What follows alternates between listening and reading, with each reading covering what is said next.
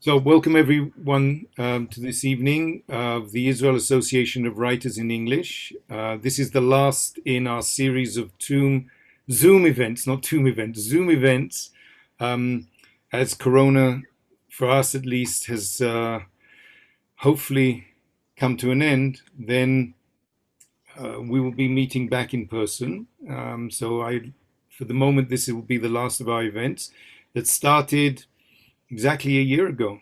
Every 3 weeks we had an event and going from strength to strength. And now we're going to finish with a big chord. Um,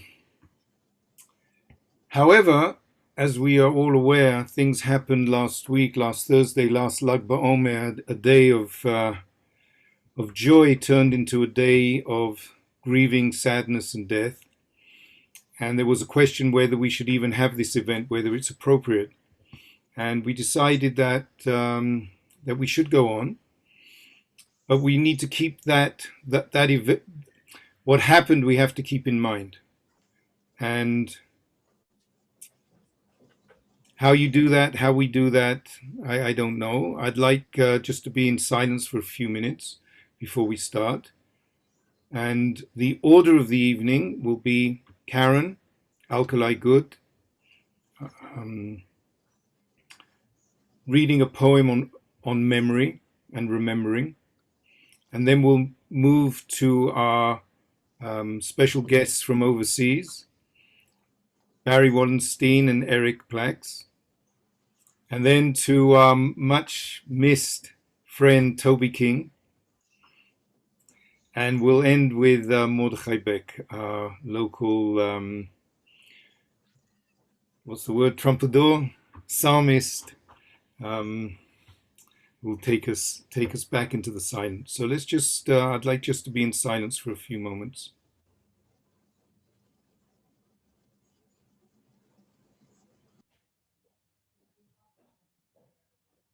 So, Karen, please tell us a little bit about where your poem came from.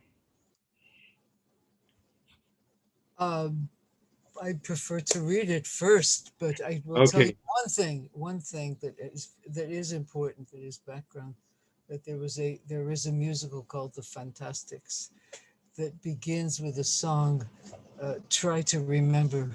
Yeah, try to remember a kind of September, um, and that's the title of this poem, which is about memory and missed chances and the need for slichot.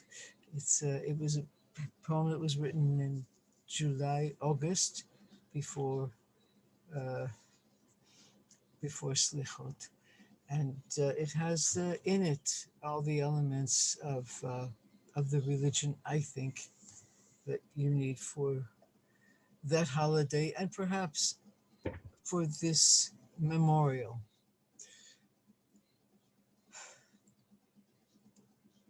Try to remember. Some of you people don't know how easy it is to die. I've had friend after friend slip by me, sometimes when I wasn't even paying attention and we were in the middle of an argument. There was a guy named Steve years and years ago, a real queen in the old ways, almost unaware of it for a long time. And he and I had a falling out over some other guy both of us loved. And then he got leukemia, they say, before they even knew about AIDS.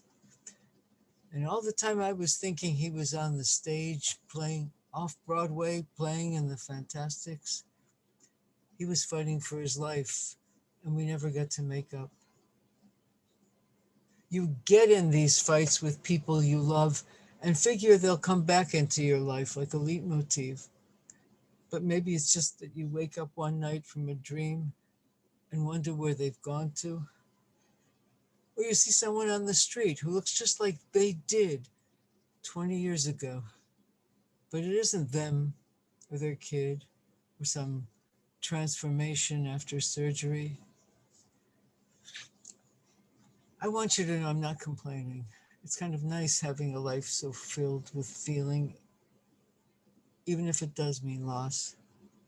And I'm only human, so I keep on taking chances, making mistakes, and walking out on people I love I may never see again because I'm pissed or tired or have some other momentary commitment. And anyway, I know they're inside me because they keep waking me up at night.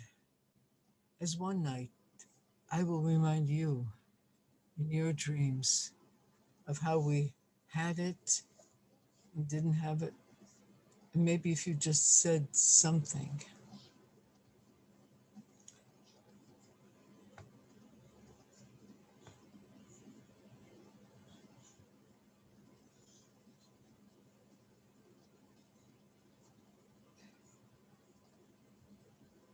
And I know that you want to know more about this poem because you said you were going to ask me questions. Uh, and you can see that I take this poem as if it something happened today. But you want to put on the video first and then talk to me? Uh, I had a band. Yes, Uh, yes, speak. I had a band. It was a, well, I had a few. I had done an album with Liz Magnus of jazz where we really worked together and planned and did everything as in one piece. It was called the song, the album was called I forgot, but we did an album. It was great, and I wanted to continue. I really wanted to continue with music. And I had other friends who wanted to continue with me. Ronen Shapira, who really is like something like post Schoenberg. Uh, so no one wanted to listen to the words; they wanted to listen to his absolute messed up classical. And we had a great time together and did a lot of performances. But then I was recorded by Moti Sharabani, who did an album of me uh, rec- reading, and then he gave it to Roy Alconi, and Roy Alconi wrote the music. And we said, okay, this is fine, we'll do an album, but we should never have to appear on stage because I wasn't ready for that. It was rock. It was just not my genre. And of course, the week after that, Moti Shalbani put us on stage to open for Nikmata Traktor in Balbi. And I had to get up in front of, uh, I don't know, hundreds of people and read. And it got into me. At first, it was very scary, but it got really into me. I really enjoyed this whole idea. And we started doing different songs. And this was one of the different songs where it was all uh, made up in front of the audience. We kind of jazzed together. We didn't. He didn't even know English well enough to really be able to go with it. He went with my voice, and what I learned from this was the importance of uh, the rhythm and the rhythm of music in poetry. And I learned so much about how to write poetry from working with Roy, and we kept adding on musicians. We finally wound up with a program on the Israel Festival, I think about 15 years ago, and we wound up with another band. Then they said, "Well, your voice is not enough. We've got 7 people here. Let's get a singer." So I became only the writer, and every once in a while I'd make an appearance. But I was very happy in the position of the writer, understanding the background, understanding where my voice is coming from, understanding what it means to use a voice in poetry. I talked too much, didn't I? No, that was fine because this evening is about this synergy between word and rhyme. And it's not about song, Song is something else. I remember Leonard Cohen in must have been the 70s when he first started becoming really famous, was interviewed and asked, so how do you're now a famous poet, but you're also getting known as a songwriter. How do you decide between a poem and a song? So he says, well, those poems that are not very good, I turn into songs. So I'm looking for the poem that stays poem, but then becomes added to with rhythm, with music of the voice even. And what changes? What changes for the performer, for the listener, and for the work of art? I think that every medium that's added, if it's done right, it adds. I worked with a lot with dancers, and dancing with the poem changed the way I read the poem, and the way I understood the poem, because sometimes the music that you put in, even if it's background music, it changes the meaning. It it increases, it doubles the meaning, and I think that's the most exciting part about working with other media, is the way you can expand the meaning of your poem. If Leonard Cohen said that he used the worst ones for songs, he was kidding. But he did fit, very short phrases into lines in a song, because there's a difference between singing a song and doing what we're talking about tonight, expressing the poetry and the music.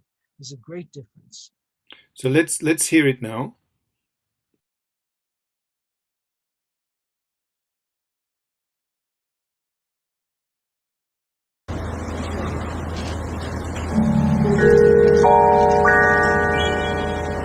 Some of you people don't know how easy it is to die. I've had friend after friend slip by me.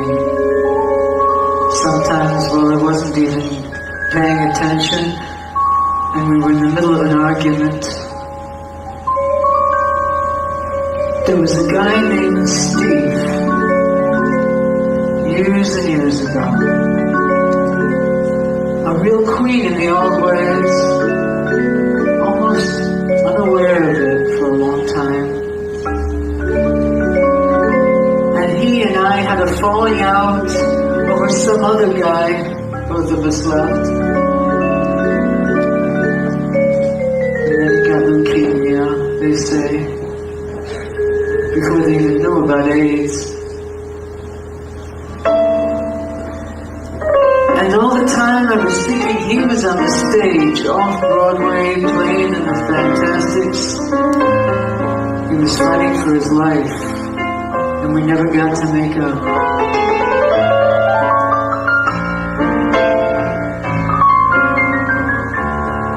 You get in these fights with people you love and figure they'll come back into your life like a leitmotif.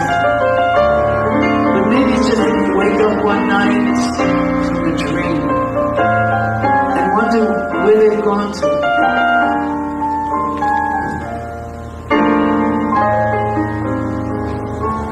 When you see someone on the street who looks just like they did 20 years ago, but it isn't them with their kid or some transformation after surgery, I want you to know I'm not complaining. It's kind of nice having a life still filled with feeling, even if it does mean loss. I'm only human.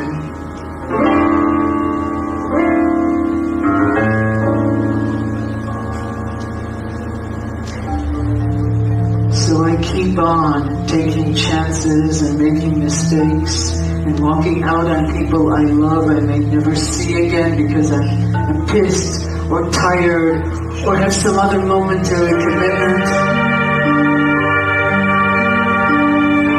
And anyway, I know there are inside me because they keep waking me up at night. As one night I will remind you in your dreams of how we had it and didn't have it. And maybe if you had just said something.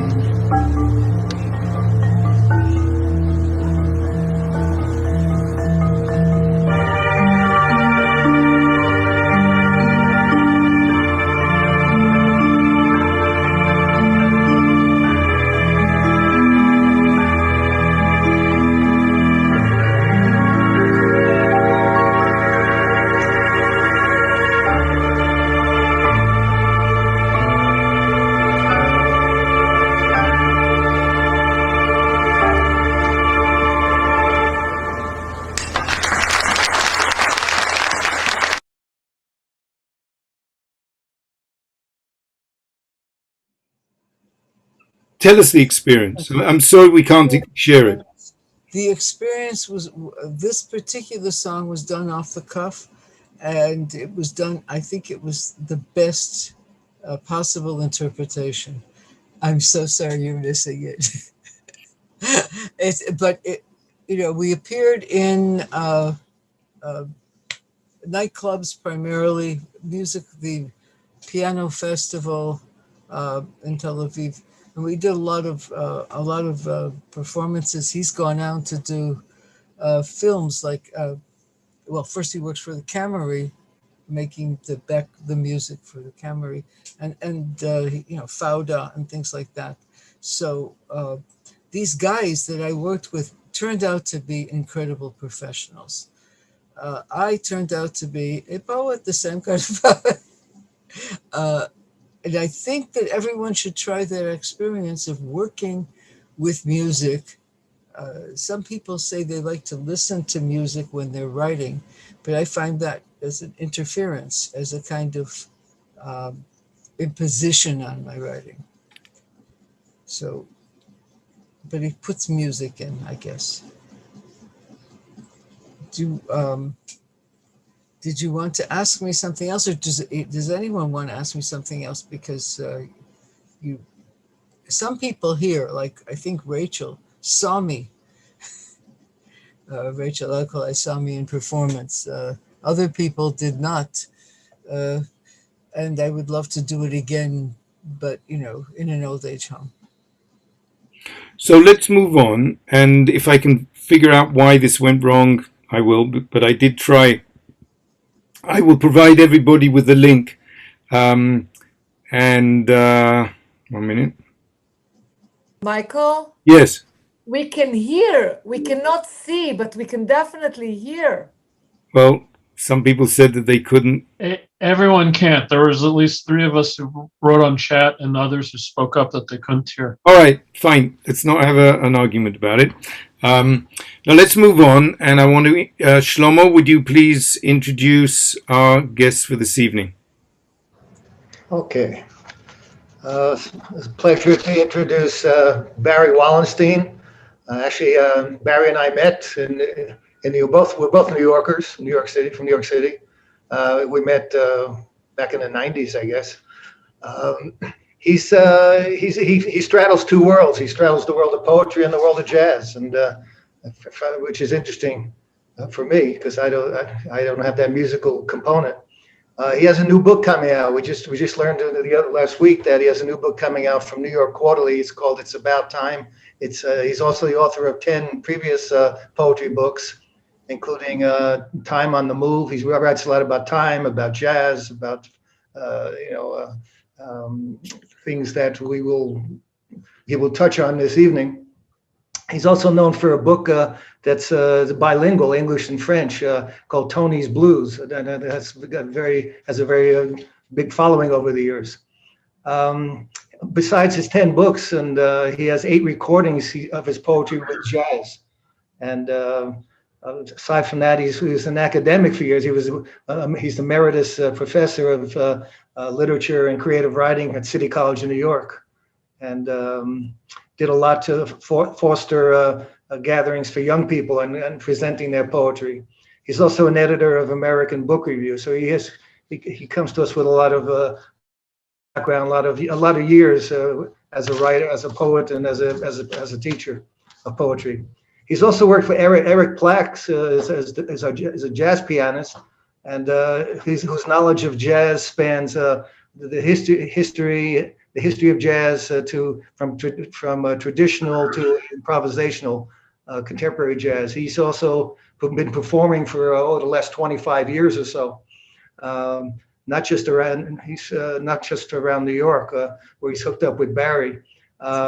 Years ago, he created a 15-piece ensemble called the Shrine Big Band. He's played in venues all around New York, or in London, in Moscow, Paris, even Tel Aviv. He's been in Israel before, in person, not just on Zoom. In 2002, Eric and his trio hooked up with Barry at the Cornelia Street Cafe, which is a famous jazz music plus poetry venue. It's been for many years, one of the landmarks in New York. And they've been collaborating ever since. So I guess that's close to 20 years. And they have a regular slot at the Cornelia Street Cafe. I believe every week still they're doing it. Although I don't know with Corona this last year. But they've performed together at clubs and universities and stadiums and now on Zoom. So we look forward to hearing them together. Eric Plax and Barry Wallenstein. Thank you. Thank you very much, Shlomo. Welcome. Okay, so let me put. Can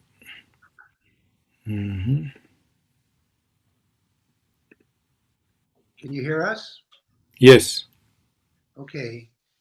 The first one is called "And Now for the Music." There's a terrible rhythm bearing down.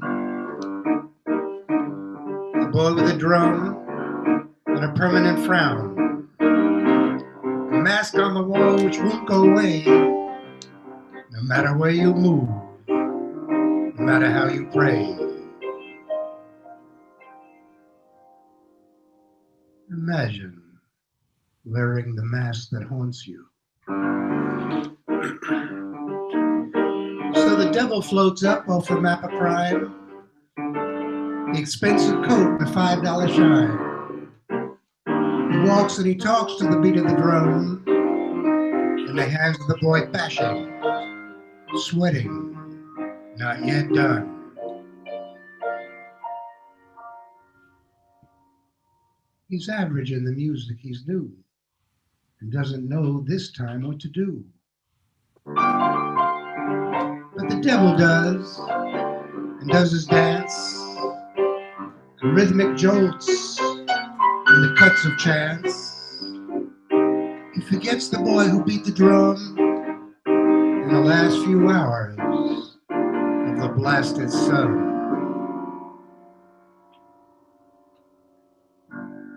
Thus the world comes down at the end of the day, in the woods, the fields, where animals play, where men like tigers act like spiders, weaving about, breathing upon their ghost-like prey. Wow. So we'll just go ahead, and maybe after a few, I'll stop to see if there are any comments or questions, Michael? Maybe just tell us how you got into this. And what I'd like you to do is to read your next poem and then add the music to it. And I'll take off the words so we can first hear the poem and then focus on the combination. Very good. Okay. The next one is called Eventually. Okay, just tell us how you got into this. How did I get into this? Yeah. Well, it's a long story. I'll make very short. I studied at New York University before they had such things as creative writing workshops and so forth. But there was an extracurricular group that would meet and read poetry to each other. I was about 19, 20, and the leader of this group was a wonderful poet named Robert Hazel. And he invited me and two others to read in public at a place called Jim Paul Eiler's Show Place in Greenwich Village, without telling us that that was Mingus's workshop, Charles Mingus, the bass player. So he accompanied the three of us. And that was my first time reading in public and the first time being in the company of a jazz artist. Wow. And then some years went by, I did not do it again until the early 70s. And since then, I've been working with wonderful, wonderful players in New York and all around, from Nigeria to South Africa to Paris. So hooking up with musicians has allowed me to bring my poetry to audiences that traditionally poets don't read before. And that's been energizing. So that's my brief story of how I started having fun with the music. So I'll read this one by myself and then we'll do it together. It's called Eventually. Eventually, the friendship will clarify or die, the wound heal or fester, the loose tooth tighten or fall out, the falsehood reveal itself, and the fabricator be put in chains. Eventually, the traffic will untie, and the bumpers locked together will separate, and the cars will hum along the freeway, free in their release, all the way to Tuscaloosa. Eventually, the seas will rise higher, the stars come closer, and a new species, as full of accident as our own, will rise up to build and knock down things for a very long minute. Eventually, we'll slip out, dressed like quality, and have a magic time in the coming months, and our world, impressed by the wake of our passage, will whisper within itself, maybe tonight.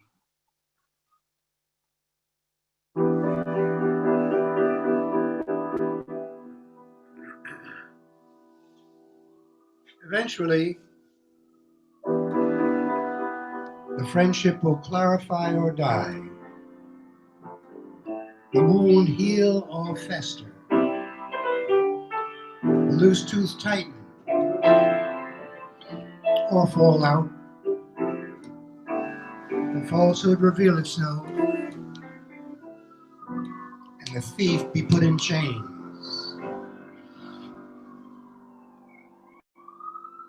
Eventually,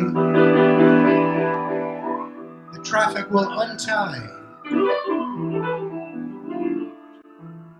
and the bumpers locked together will separate, and the cars will hum along the freeway,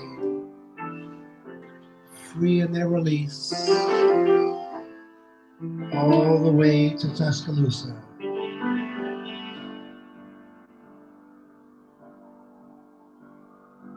Eventually,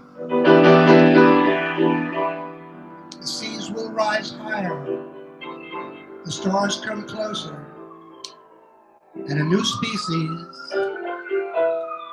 as full of accident as our own, will rise up to build, knock down things for a very long minute.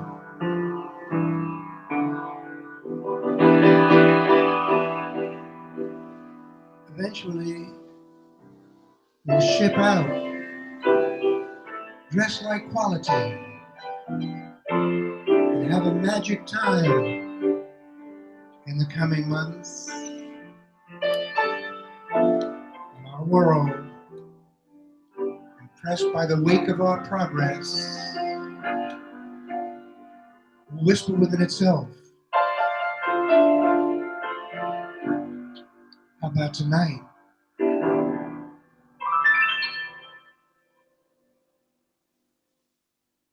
Thank you.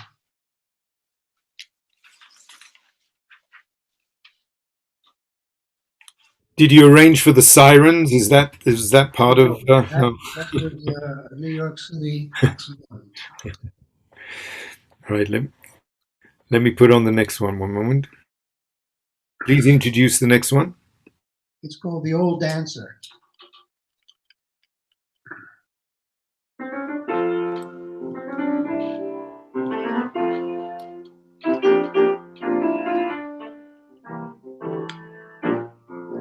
He's called the magic mover in the theater, and he's billed that way, always.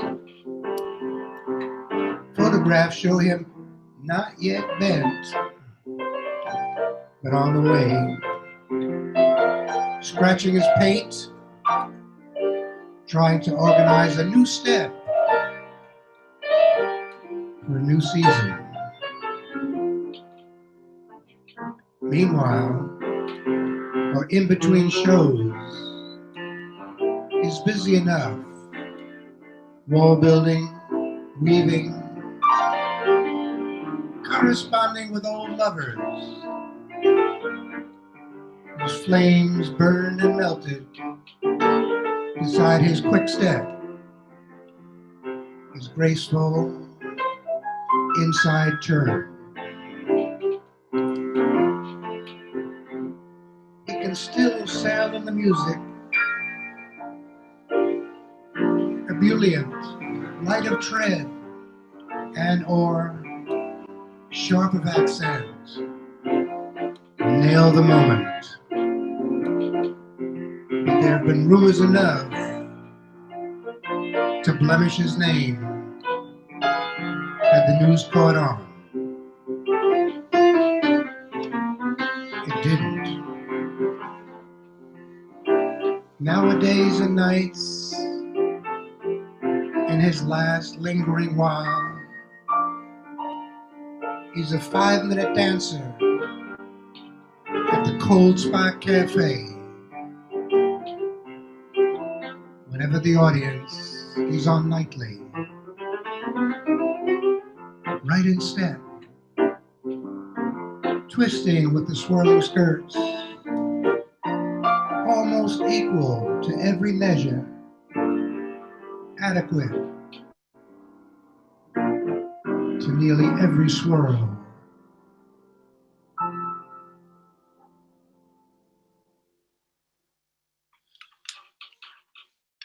Thank you, thank you. Michael, is the sound okay? It's very good. I mean, everybody has to know. I mean, we've been on Zoom now for over a year, and everybody knows that Zoom is not built for music. It's built for talking. It's not even built for showing YouTubes, but it's built for talking. And it's quite a challenge. They've adjusted their algorithm to allow music to come through, and this is not like sitting in the nightclub listening to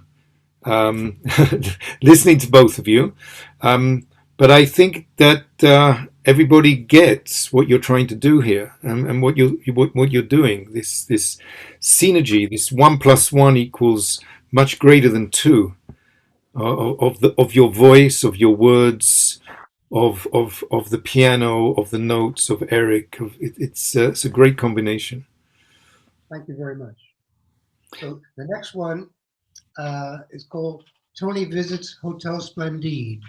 And I've written a longish series of poems about this character called Tony. And at the end of the series, he takes a break from everything and checks into this special hotel called Splendid. After a week with my arms around very little, nothing really to talk about. After my pet spider quit being a spider. I had a will to splurge. I moved into the Hotel Splendid. The drinks at the lounge bar need neither mixer nor chaser. Tipping back and getting the glad eye. Conversation too goes down like rain, with faces moving in, personal, in the middle of time off at the Hotel Splendid. Speaking with a person named Randy, I remember how ill I felt one time, running to meet another Randy, falling down on my way. The current Randy is my feel-better mate, lately met and smiling at the Hotel Splendid.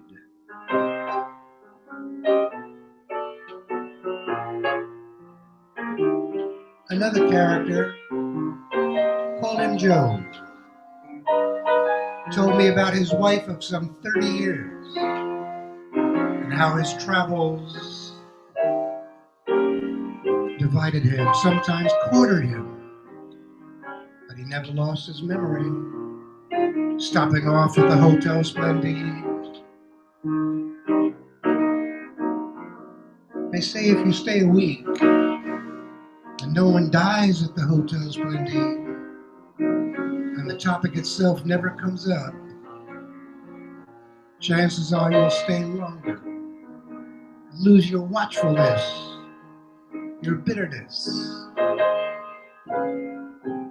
Myself, I scan the daily papers now, study first the box scores, then the obituaries. There's the need to know who's won and lost off the grounds of Hotel Splendid. Who wouldn't give up love or the dream of being that way loved? The needed facts, the ones that can't be fudged. Hotel Splendid, come to on a whim, gave me armfuls and respite, not cold truths. I'm on my way home.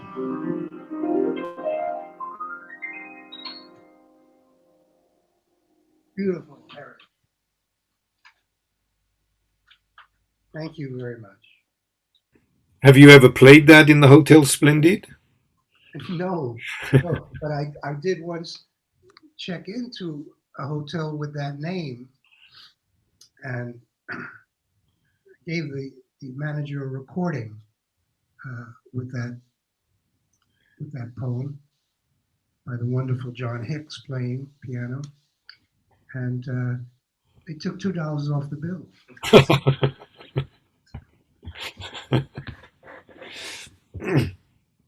Maybe try again reading a poem, the next one, and then we'll listen to it. The next one is quite recent. It's called COVID Goes A-Weeding.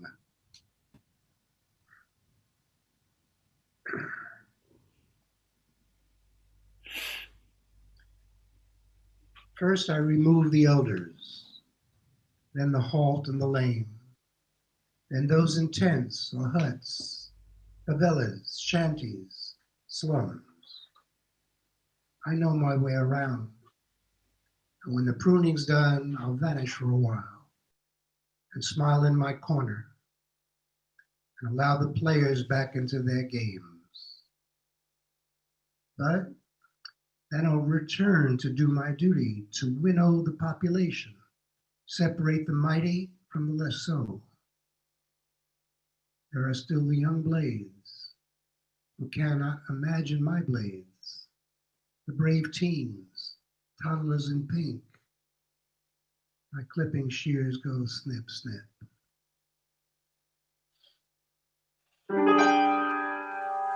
COVID goes a-weeding. First, I remove the elders, then the halt and the lame, then those in tents or huts, favelas, shanties, slums. I know my way around, and when the pruning's done, I'll vanish for a while, smile in my corner, and allow the players come back in their games.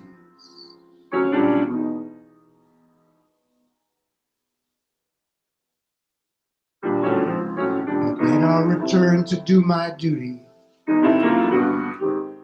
winnow the population, separate the mighty from the less so. There are still the young blades who cannot imagine my blades, the brave teens, the toddlers in pink. My clipping shears go snip, snip, snip, clink.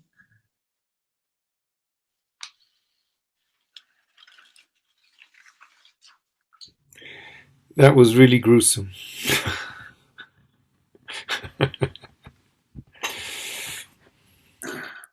The next one is called Tomorrow.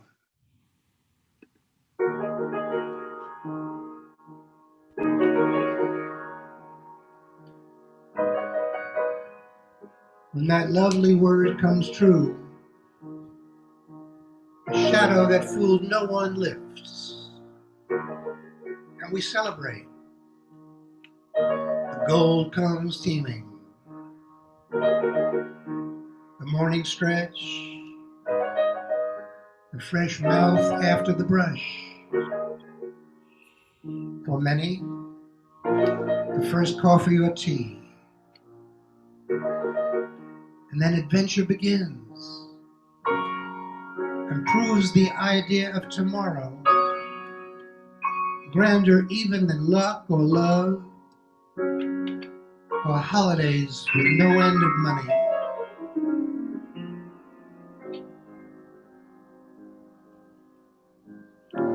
Without tomorrow, as idea or fact,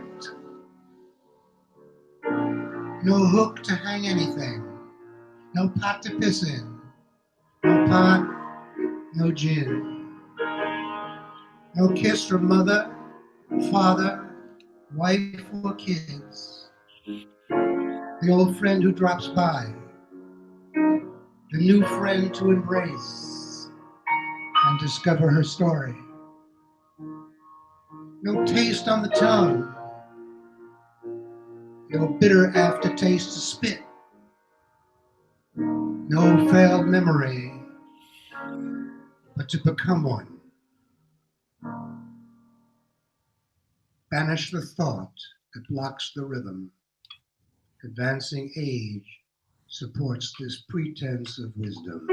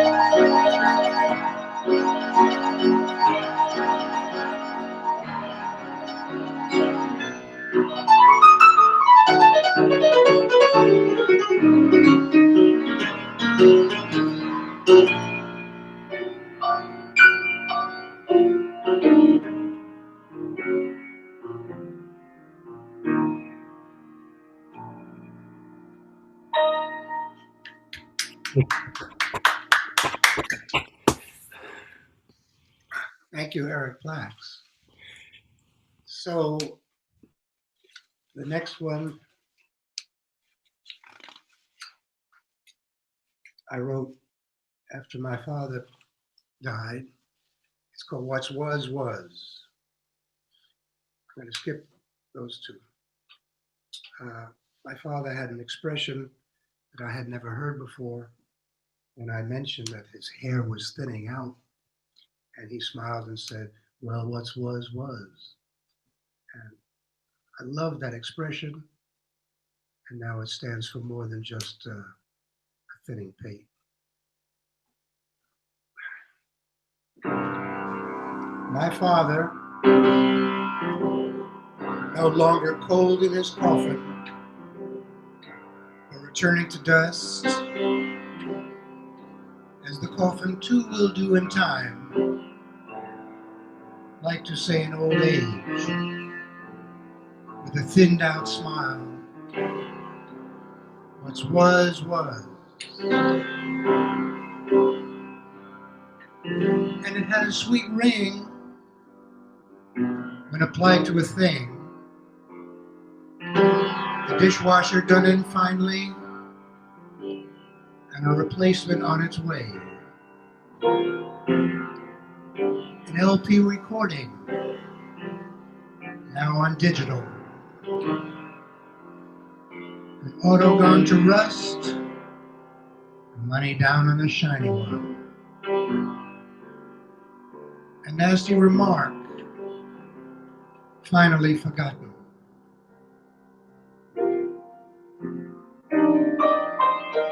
What's was, was. An old bird fallen off its wing. Leaves of autumn.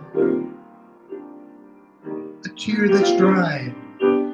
A full head of hair, now thin to a shine. The body's waste, flushed away as this music fades.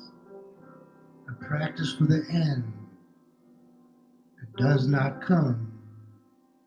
The music does not stop.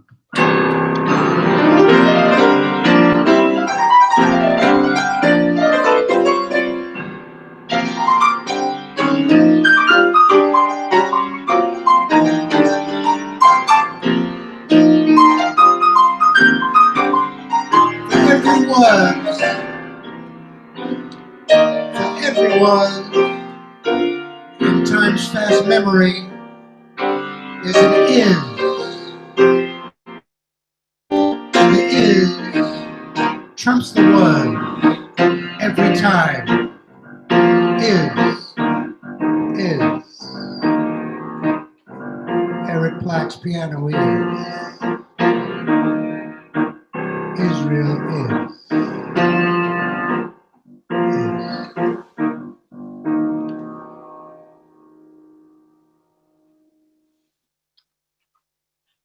Thank you. Wow. Wow. Thank you. Tell us about your new book. And I also saw you have the theme of time. Shlomo talked about it, the theme of time. And here you're talking about your father's death, and none of us are getting any younger. And what is, what was. Tell us now about your poems of time. In the autumn of one's days and nights, that subject, I imagine, is inevitable. But I've been writing, seems all my life, about that there's not enough time, and that has a persistent theme. I could make a little anthology of my own stuff from age 18 until now, and that.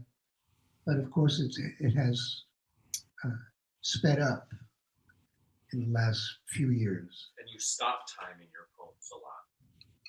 Yeah, that's right. Like the bullet and Right, the 9/11 right. poem. Yeah. So it's been a persistent theme, and the poems in this book represent the last 5 years of work, I guess. And I have a new grandbaby, my first grandchild, and the first poem in the book will be my grandfather poem, and it begins, "You arrived just in time." She was a week or two late, but it was just in time.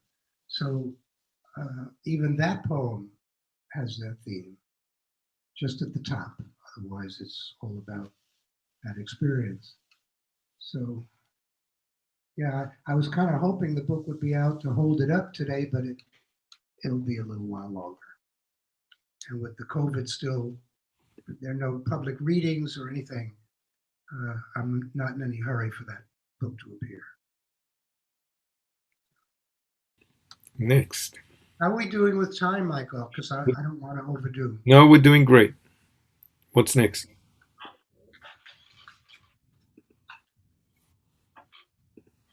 This next one is called Instructions, and it's also quite new.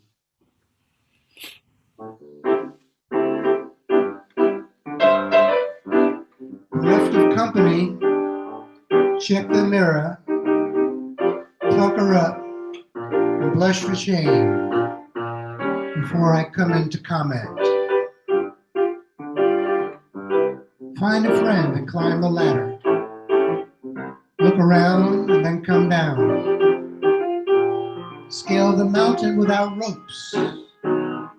Return to the earth and don't say a word. Listen to me, a better angel.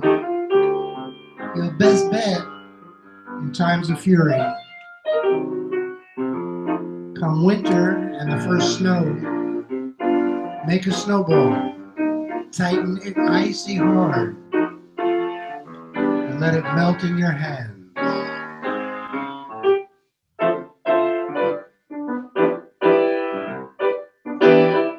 Hold on to your pricelessness. Wake to your meager weight.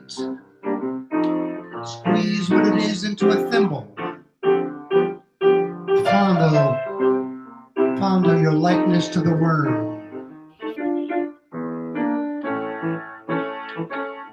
Light to the nearest tree. See the next person seated on the branch. Fly off together over the lake's rim, land, and climb back to the branch alone. And smile like a baby.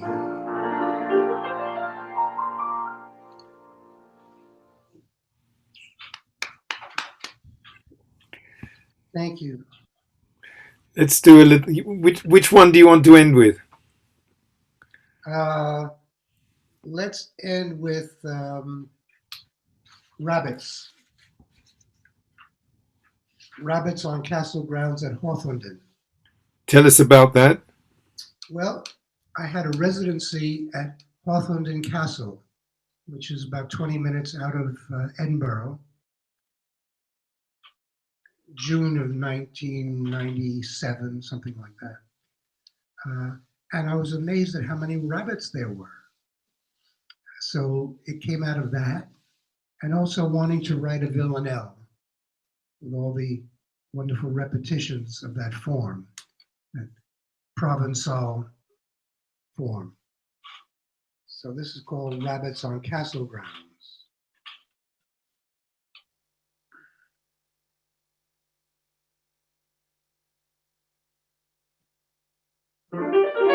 The place is mad with rabbits, far more are bought than sold. The man is tied to his habits.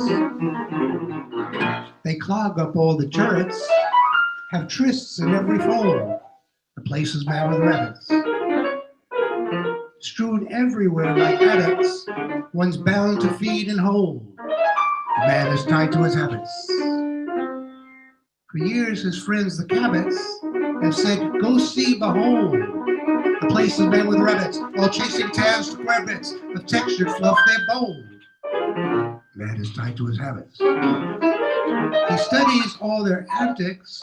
He treats them like they're gold. The place is made with rabbits. The man is tied to his habits. That's it. Thank you very much. Please, everyone, go off mute, and give a round of applause. Everybody, go off mute. Eric, thank you so much. Barry, thank you so much. Wonderful, Thank you wonderful. very much for allowing us to do this. Oh, pleasure. Terrific. Okay, that's there'll be questions maybe coming in. Okay, I have a question. Let me ask you this: how has this evolved over time? How long you've been doing this for a while, developing this style? How has it evolved? I've seen pictures of you with double bass. I've seen pictures. How has this art form evolved for you? Well, the happiest part of it for me is working regularly with a small group of musicians. I had 12 years with the piano player John Hicks, 15 years working regularly with a wonderful saxophone player Charles Tyler.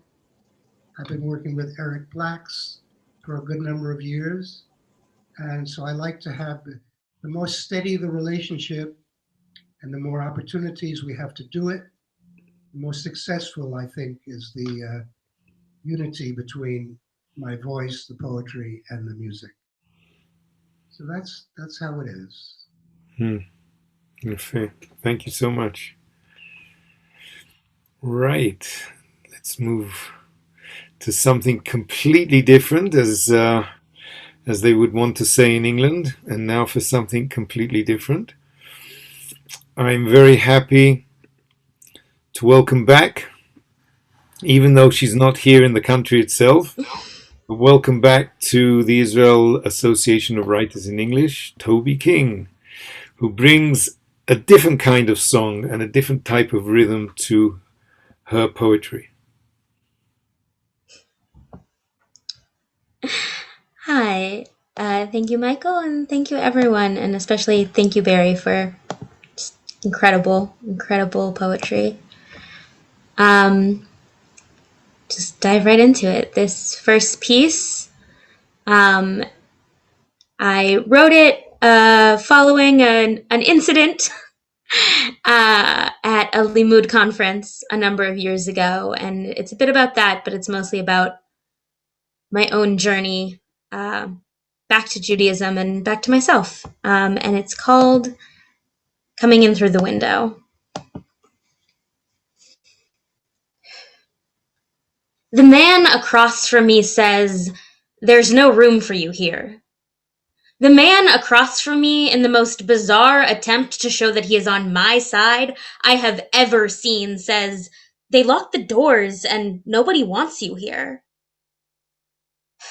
I'm in a chavruta, a partnership of learning with another young woman and this man who walked into the room a stubborn atheist.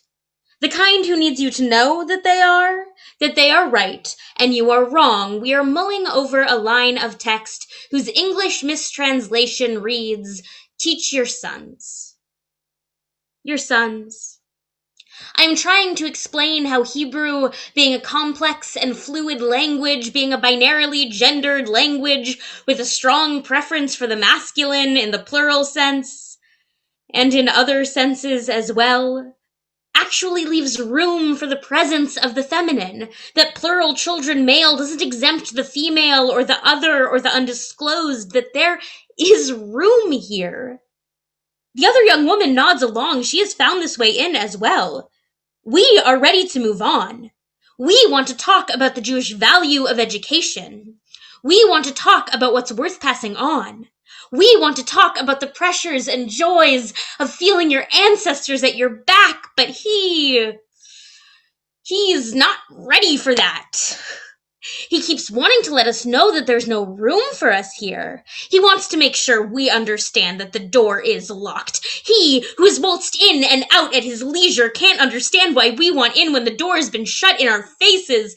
And then Because we truly live in bizarro world, me and this other young woman end up arguing that the text isn't sexist, really.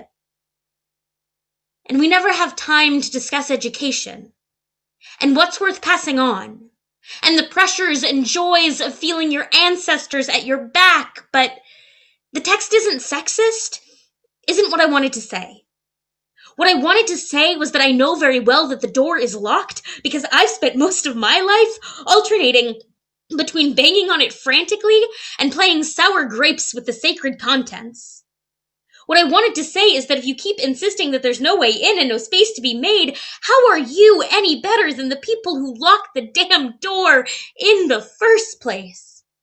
What I wish I had said was, I know the door is locked, but I'm coming in through the window anyways. I know the door is locked, but me and this other young woman are coming in through the window anyways. Me and many other young women are coming in through the window anyways. Me and my queer siblings have come in through the window anyways, and we're here now. And we always have been, really. We're here now. And wow, look at all this room. We're here now. And we might redecorate a bit.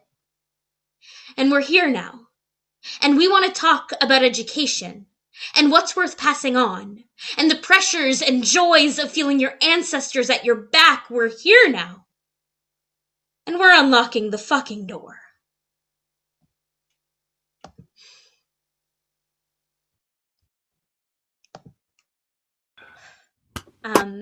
Take a breath. This Eric, can you hear the music? I can hear Eric playing to your words and bringing the rhythm out higher and higher. I can hear it. Magnificent. Great poem. My second piece is a bit more experimental than my usual fare. I kind of made it by taking a piece of Rashi that me and my chavrutza at the time were sort of banging our heads against and just giving up and running it through Google Translate. And it came out with some interesting results, and I played around with what the result was for a little bit and came to this. It's called Mother Tongue. You cannot interpret the mother tongue to say, and you will not be afraid of them. If you do not say, you will be afraid of them. It is neither true nor in the language, but what is required is paranormal. To say you won't say yes, and puzzling is required. That is, that you will say in your heart, many of these Gentiles, and will look away from them. Say we will not align, even though I answered. All of them are needed in the language of the theme.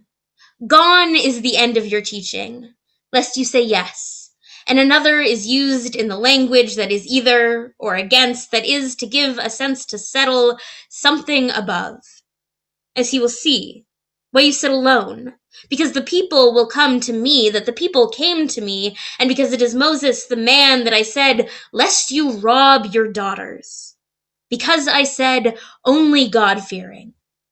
They are all needed, as they are from. And also that Aaron, according to the sermon demanded by the wise because of his death, the cloud goes away. And all of them translate to him Aryan language. In Aramaic, all the tongues that are in my past, and if you come to change it, you have to change, all according to his interest. That you will come to the land, because the horse came, because you breed, and breed in Israel. They are all tongue in cheek. They are resolved in the Sifra Midrash. And Sifri did this mitzvah for her to enter to a land of inheritance, that you will inherit. That is, because they will bring you. And when you come to the land, you need these and that. The Pharaoh and horse came, because the Pharaoh and horse came, and therefore you took Miriam and God, and all such as those that you cannot solve in my tongue, and resolve when tongue, as your sons will say to you, because they will have nothing. They are all tongues, if they are.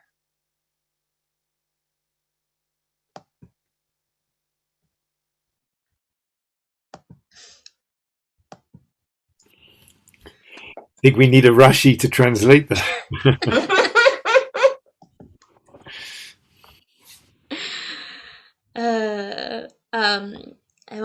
I'm get very frustrated with Russian translations. He sometimes throws French in when you least expect it, and it's like, oh, now I'm dealing with French now. Thought I was dealing with medieval Hebrew, and now we have French. It's very frustrating.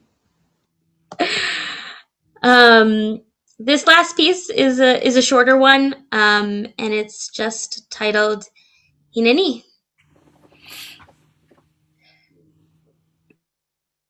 Hineni, my Jewish soul, my Jewish self. Hineni, my queer soul, my queer self. Here I am, inextractable, indivisible, compatible, unflappable. Hineni, queer and Jewish and proud. Hineni, my body too big, too small, my body dysfunctional, my stomach indigestible, my brain a chemical compound not balanced quite right. Inextractable from Jewish because my brain chemicals may be fucked up, but they're inclined to fuck upness because the Goyim came and burned my grandmother's village down. Inextractable from queer because my gender nonconforming, boundary-pushing self had me ostracized, pushed the inclination to the clinical, yet here I am, proud, not my struggles, but my joy. Hineni kihila, hineni ahava, hineni levi. Hineni as we all are, desperately trying to exist outside myself to fully understand the other. Hineni as we all are, unable but trying anyways. Here I am, connected through movement, through friends, through action and ritual and history, through blood and tears and the swing of my hips to song. Hineni, my body, myself, my community. Here I am ready. Hineni.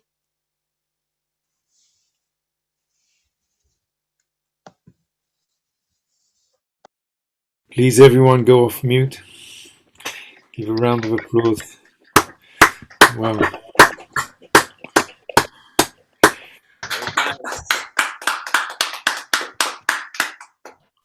Very musical. Wow.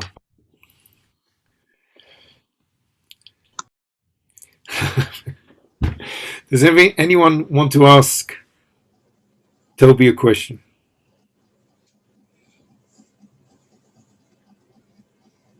Anyone dare ask Toby a question? Yeah, me.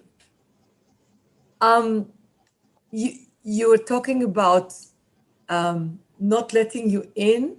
I'm talking about the previous one, where you felt like it's actually quite amazing to feel like as a young woman, you are really pushing your way forward. Is this because you feel like you're not being let in really? Or is it, how do you feel about all this? I certainly feel that there were and are Jewish spaces that, if not, I mean, physically letting me in, but also just not actually being welcoming to young women's voices, to queer voices, to other marginalized voices. I'm happy to say that I see that changing. And the thing is, it's changing from the margins, not from the center. It's people with marginalized experiences and identities within the Jewish people and within the Jewish community who are creating their own centers and are creating their own spaces. I think that's just really beautiful. I'm thinking about Sfara, a wonderful queer Talmud learning organization. I'm thinking about, I'm trying to remember the name so I don't get it wrong. I think it's called Amuda, a very recent organization for Jews of color to learn Torah together. Those spaces are opening up, and there is room, and there's always been room. And I have to say that it echoed a lot of things that I felt along the years. And I'm very happy to hear somebody like you actually breaking through and pushing forward. And yeah, and it's nice to know that we can trust your generation to do this. We're doing it. We are. Yeah. Hineni. Hineni. Okay. Toby, any last words? I just to answer Anne's question somewhere in the chat earlier. Yes, I did read that first poem up in Svat. I thought so. I thought so. I remember that. It was all the way at the end, and you asked Reuven, "Can we come up and read something?" There was another somebody group else. of young women there, a little younger than me, who were actually there on a seminary year, and Yeah. they actually went up asked first. They were my nachshon there, and I was happy to join them. And then you just Yeah, came up Shlomo, and Michael, and I were blasted there. away. Yeah, I remember that. Wow. Yeah. Okay. And it was great. I recognized that poem, and I was really happy to hear it again, Toby. Great poem. Tell us a little bit So about you're- the style. Tell us about the style, this spoken word style. I mean, yeah, I would just call it spoken word or maybe slam. It's just something I've been attracted to. I mean, I'm a theater kid. You could tell from the projection of my voice. So I'm interested in story in any format, and I'm interested in dramatics. So spoken word's a format that's always just sort of spoken to me. And I've always been interested in it, and I don't know, the rhythm of it makes sense to me. Thank you. Toby, until next time, look after yourself. Thank you so much. I'd like to turn to Mordechai Beck. Mordechai and I go back 45 years or more. Not from England, but from Israel we met first time. And he's this anchor in our community. In art, in poetry, in music, in teaching Torah, in Talmud, in wisdom, in saging, in aging. So I want to hand it over to you now. All those people.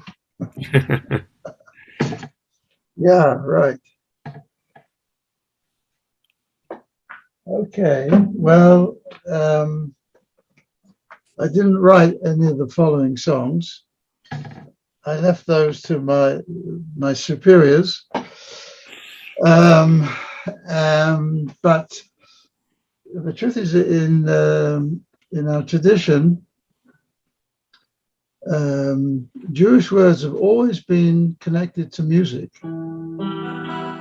and it's quite extraordinary. For example, with Zemirot on Shabbat, I've always asked around to figure out where did it come from, and so far I haven't received a proper answer. But the fact is that we are unique in that we have these beautiful Zemirot to accompany our Shabbat. So we'll sing one of them afterwards. The first one I wanted to sing is the Chadodi, which was, although it was written in the 16th century by Shlomo Alkalay-Gut in Svat, was given any number of tunes depending on where people sang it and where people prayed it on Friday night. So you might get the Chadodi that comes from the Yemen, or you might get one from Syria or from Egypt or from Poland or from Russia. And this is from England. Well, from Israel, but via England.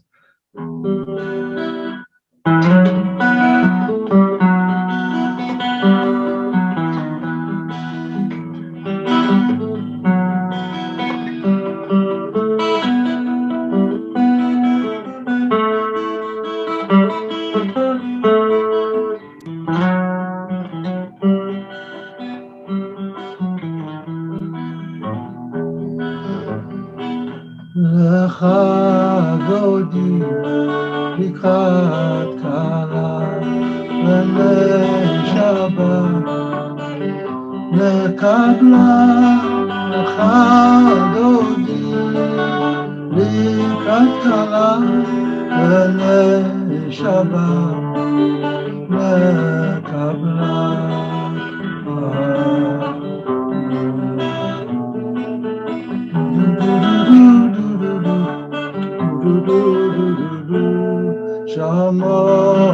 זכור בדיבור אחד ישמיענו אל המדוכה השם אחד ושמו אחד ושם תפארת בתחילה לך דודי לקראת קלה ולי שבת וקבלה לך דודי לקראת קלה ולי שבת וקבלה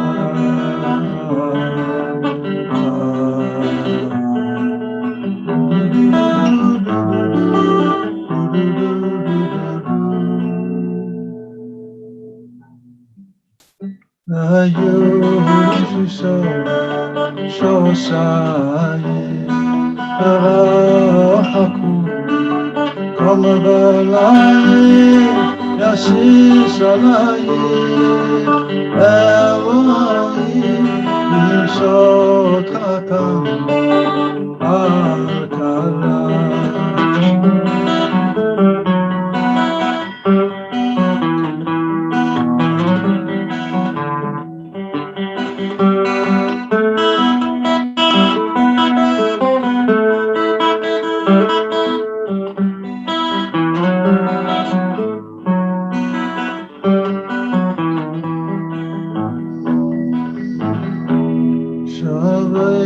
שלום מותרת בעלה גם בשמחה ובצהלה צוק אמונה עם סדרה בואי קלה לך דודי רק קלה ולי שבת וקבלה הדודי לקראת קלה ולי שבת לקבלה ולי שבת לקבלה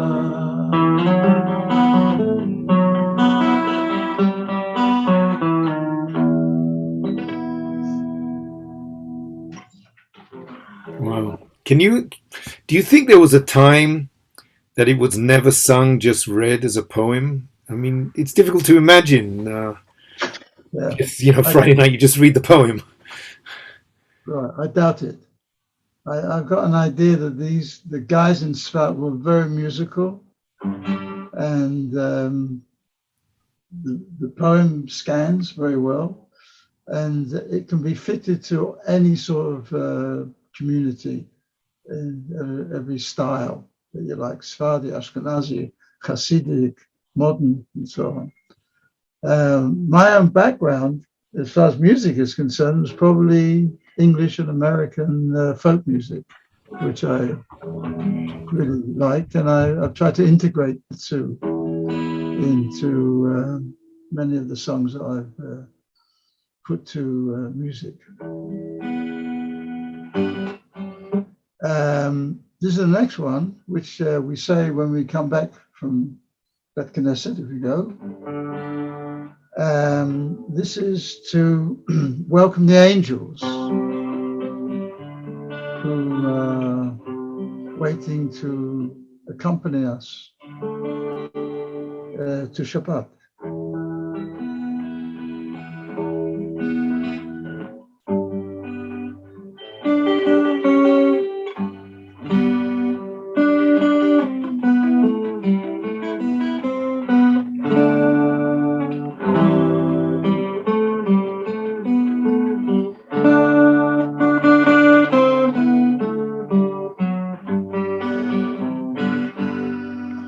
Shalom Aleichem, Malachei Shalom,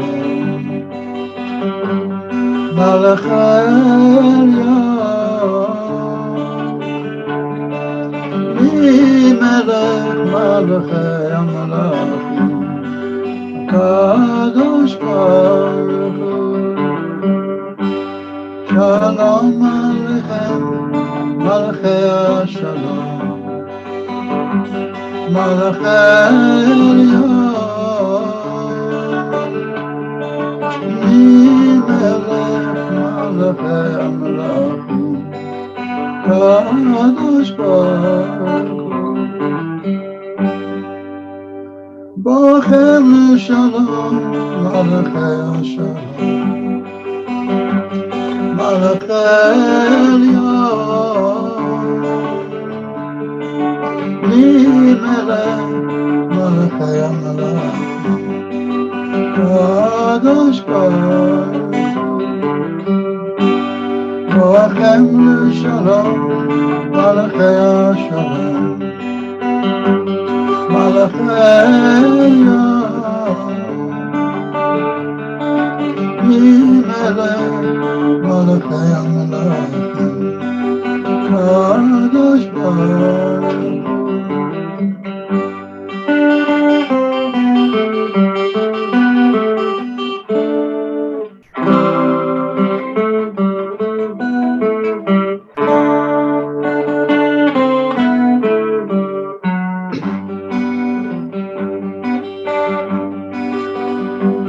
צאתכם לשלום מלכי השלום, מלכי עליון, ממלך מלכי המלכים, קדוש ברוך הוא. צאתכם לשלום מלכי השלום, מלכי עליון, ממלך מלכי המלכים, קדוש ברוך הוא.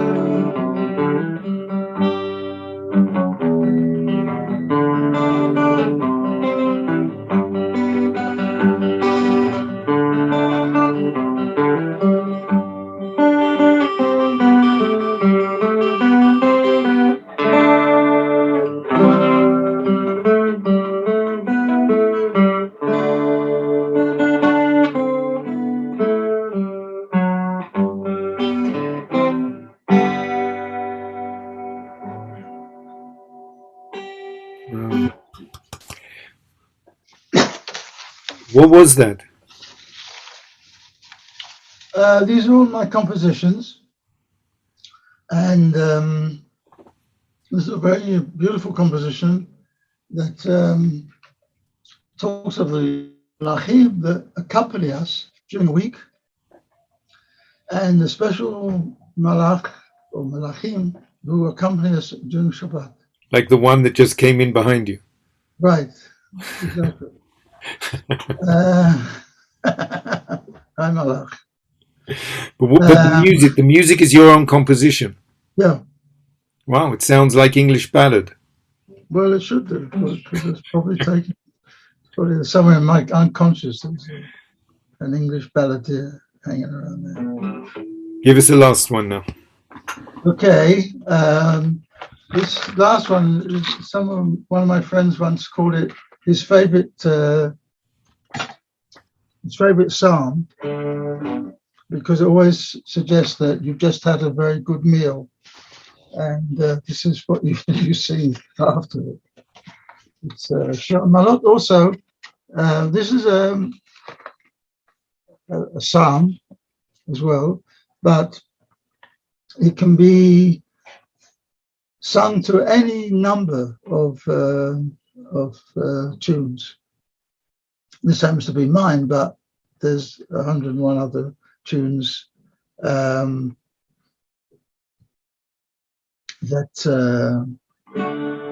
we sing this to.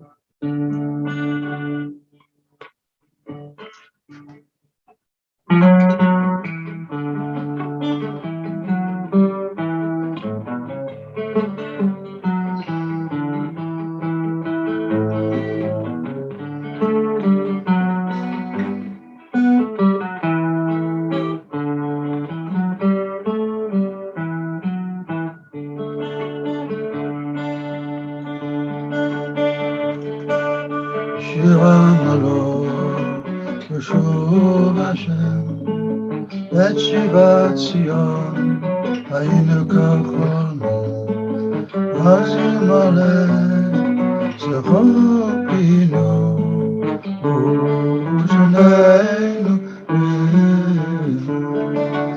Az yomru hagoyim, Higdil Hashem, לעשות עמנו, הגדיל השם, לעשות עמנו,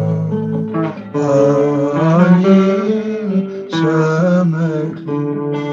שובה השם את שביתנו, כפיקים בנגב, הזורים בדמעה, Barina Yiksaru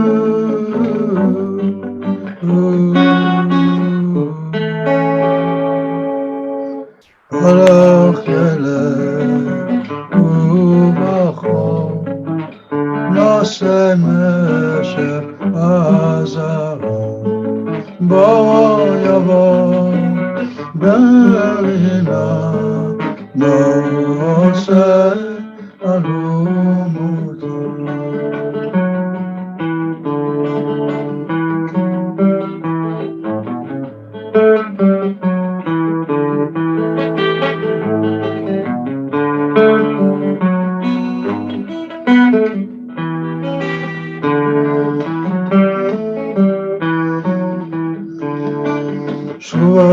Hashem et shviteinu kafikim b'negev azorim b'dima barina yiksoru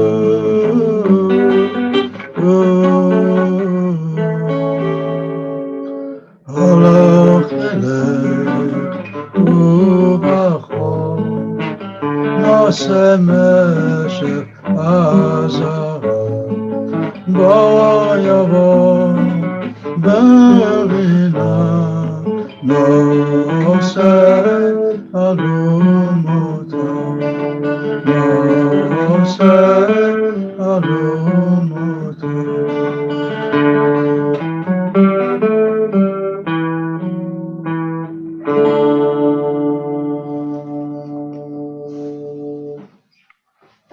Wow, everybody please go off mute.